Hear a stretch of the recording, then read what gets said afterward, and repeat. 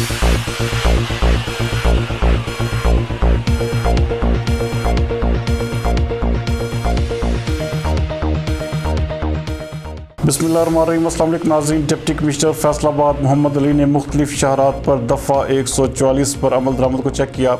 इस मौके पर SSP ऑपरेशन सैयद अली रज़ा और आर्मी के सीनियर अफसर भी उनके हमरा थे।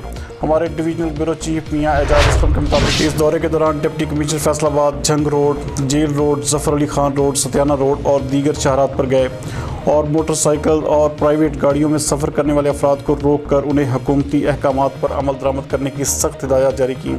उनका कहना था कि कोरोना वायरस से बचाव के लिए तमाम तर एहतियाती तदाबीर शहरियों के मफाद में हैं, लिहाजा वो मोटरसाइकिल पर डबल सवारी से गुरेज और निजी गाड़ियों में एक फ़र्द से ज़ायद सवार न करें।